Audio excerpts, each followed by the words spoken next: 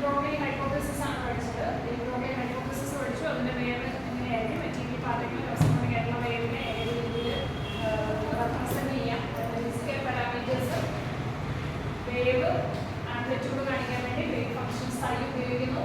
പിന്നെന്താണ് ബാക്കി parameters, wave length h by mv, അതിന്റെ പല പല വേരിയേഷൻ ഇക്വേഷന്റെ പല പോസിബിലിറ്റീസ് നമ്മൾ കണ്ടു. പിന്നെന്താ പാരാമീറ്റർ dp അല്ലേ, dp പഠിച്ചു. dp എന്ന് പറയുന്നത് ഒമേഗ ബൈ k അല്ലെങ്കിൽ e ബൈ p. പിന്നെ g എന്ന് പറയുന്നത് d ഒമേഗ ബൈ dk അല്ലെങ്കിൽ de ബൈ p. ഇത്രയും കാര്യങ്ങളാണ് നമ്മളിപ്പോൾ കണ്ടത്. ഇനി നമ്മൾ തിയറിയാണ് പഠിച്ചത്. അതായത് നമ്മൾ പഠിച്ചപ്പോൾ തന്നെ പറഞ്ഞു ഡി ബ്രോഗ്ലിയുടെ ഹൈപ്പോത്തസിസ് എന്നാണ് പറയുന്നത്. അത് അദ്ദേഹത്തിന്റെ PhD തീസിസ് ആണ്. ഇനി അതിന്റെ വെരിഫിക്കേഷൻ വന്നത് 1927ലാണ്. 1927 ഡേവിസൺ ജർമ്മനിയാണ് ഒരു പാർട്ട് ഓഫ് ദ വേൾഡ്. അവർ 1927 ഈ ഒരു experiment, electron diffraction experiment conduct ചെയ്തു. അങ്ങനെ അവർ ഈ കോൺസെപ്റ്റ് ശരിയാണെന്ന് അവർ പ്രൂവ് ചെയ്തു. അതായത് ഡി ബ്രോഗ്ലി ഹൈപ്പോത്തസിസ് ഉപയോഗിച്ച് വേവ് ലെങ്ത് കണ്ടുപിടിച്ചു. അതുപോലെ തന്നെ എക്സ്പെരിമെന്റൽ കണ്ടീഷൻ ഉപയോഗിച്ച് വേവ് ലെങ്ത് കണ്ടുപിടിച്ചു. അത് രണ്ടും ഈക്വൽ ആണെന്നാണ് പ്രൂവ് ചെയ്തത്.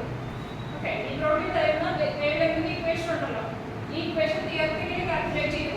എക്സ്പെരിമെന്റൽ കണ്ടീഷൻ ഉപയോഗിച്ച് വേവ് ലെങ്ത് കണ്ടുപിടിച്ചു. അപ്പോൾ രണ്ട് മാച്ചിങ് ആയിട്ട് വന്നാൽ നമുക്ക് എന്ത് പറയാം, ഹൈപ്പോത്തസിസ് പ്രൂവ്ഡ് ആണെന്ന് പറയാം. ആ രീതിയിലാണ് അത് കണ്ടുപിടിച്ചത്. At the same time GP തോംസണും ഇൻഡിപെൻഡന്റ് ആയിട്ട് ഇതേ എക്സ്പെരിമെന്റ് ചെയ്തത് പ്രൂവ് ചെയ്തു. അങ്ങനെയാണ് ഡി ബ്രോഗ്ലി ഹൈപ്പോത്തസിസ് പ്രൂവ് ചെയ്തിരിക്കുന്നത്. നമ്മുടെ എക്സ്പെരിമെന്റൽ സെറ്റപ്പ് ഇതാണ്. അതൊരു നിക്കൽ ക്രിസ്റ്റൽ, അതിലേക്ക് നമ്മുടെ ഒരു ഇലക്ട്രോൺ സോഴ്സ് ഉള്ളത്, ഇലക്ട്രോൺ ബീം അതിലേക്ക് അലൗ ചെയ്തു. അപ്പോൾ ഈ ഇതിന്റെ പ്രത്യേകത എന്ന് പറയുന്നത് ബീം വന്ന് വീഴുന്നത് 111 പ്ലെയിനിലേക്കാണ്.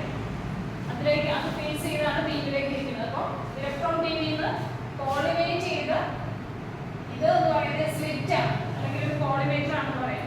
എന്തിനായിരിക്കും വെച്ചിരിക്കുക, ഇലക്ട്രോൺ ബീമിനെ ഒന്ന് കൺഫൈൻഡ് ആയിട്ട് ഫോക്കസ്ഡ് ആയിട്ട് വരാൻ വേണ്ടി. അപ്പോൾ ഇവിടെ ഒരു പോസിറ്റീവ് പൊട്ടൻഷ്യലിലായിരിക്കും ഈ പ്ലേറ്റ് വെച്ചിരിക്കുക.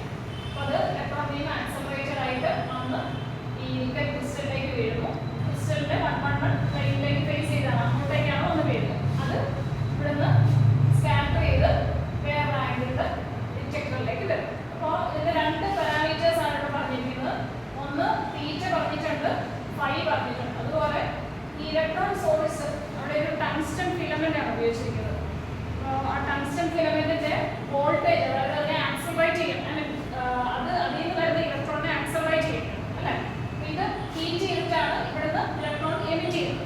ഈ ആക്സലറേറ്റ് ചെയ്യണമെങ്കിൽ ഇവിടുത്തെ പൊട്ടൻഷ്യൽ വേരി ചെയ്യണം.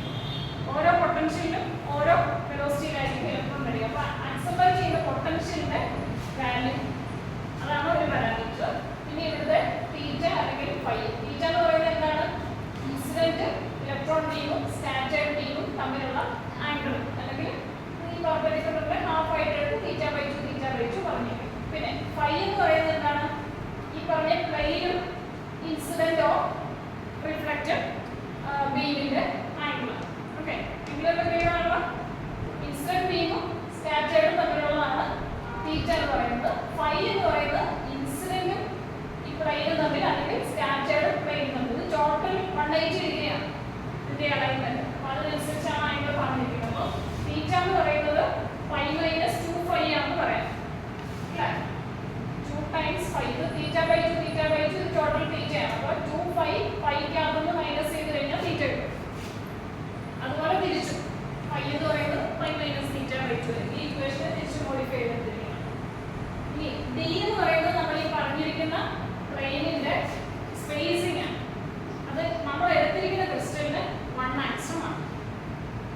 അപ്പോൾ ഇതിന്റെ ഒബ്സർവേഷൻസ്, അതായത് ഇതിന്റെ റീഡിങ് അവർ ഈ ഡിറ്റക്ടറിലെ വാല്യൂസ് അവർ പ്ലോട്ട് ചെയ്ത് ഒരു പോളാർ ഡയഗ്രത്തിലാണ്. പോളാർ ഡയഗ്രം എന്ന് വെച്ചാൽ പോളാർ പാരാമീറ്റേഴ്സ്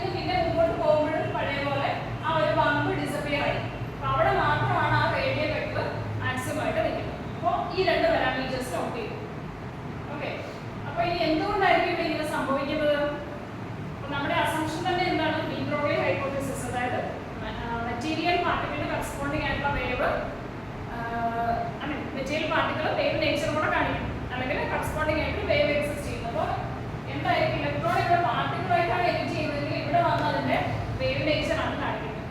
ഇവിടെ വന്നിട്ട് അത് ഡിഫ്രാക്റ്റഡ് ആയിട്ടാണ് ഇങ്ങോട്ടേക്ക് പോകുന്നത്. അപ്പോൾ ഡിഫ്രാക്ട് ചെയ്ത് കഴിയുമ്പോൾ നമ്മുടെ കണ്ടീഷൻ ബ്രാഗ് ഡിഫ്രാക്ഷൻ അനുസരിച്ച് 2d sin theta is equal to n lambda. നമ്മൾ പഠിച്ചിട്ടുണ്ടാവും. ഓക്കെ.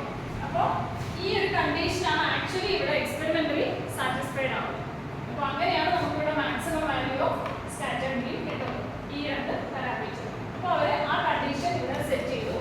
അപ്പോൾ എന്നിന്റെ വാല്യൂ ഫസ്റ്റ് ഓർഡർ മാത്രം അവർ കൺസിഡർ ചെയ്തു. അതിന്റെ ഓർഡർ ആണ് പാറ്റേൺ, ഡിഫ്രാക്ഷൻ പാറ്റേൺ എന്ന് പറയുന്നത്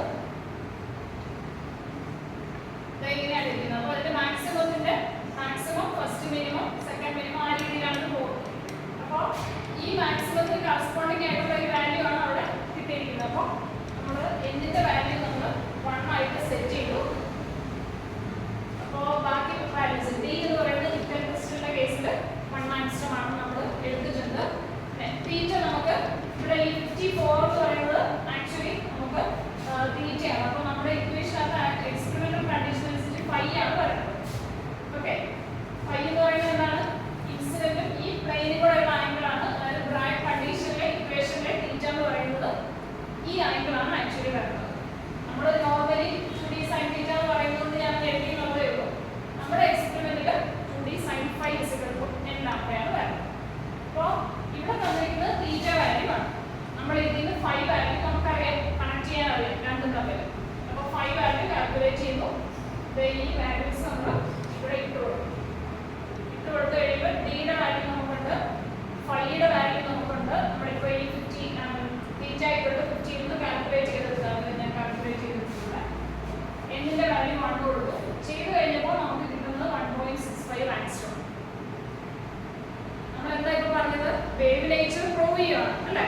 ഇതിന്റെ എക്സ്പെരിമെന്റൽ കണ്ടീഷൻ, ബ്രാഗ് കണ്ടീഷൻ ഉപയോഗിച്ച് കാൽക്കുലേറ്റ് ചെയ്ത വേവ് ലെങ്ത് ആണ്. ഇനി ഡി ബ്രോഗ്ലി ഹൈപ്പോതെസിസ് ഉപയോഗിച്ചിട്ട് നമ്മൾ എച്ചിന്റെ വാല്യൂ MEV എന്ന് പറയുന്നതിന് നമ്മൾ ജൂളിലേക്ക് കൺവേർട്ട് ചെയ്തു. ഇതെല്ലാം ചെയ്തിട്ട് നമ്മൾ സബ്സ്റ്റിറ്റ്യൂട്ട് ചെയ്യുമ്പോൾ തിയറിറ്റിക്കലി നമുക്ക് എന്ത് കിട്ടും?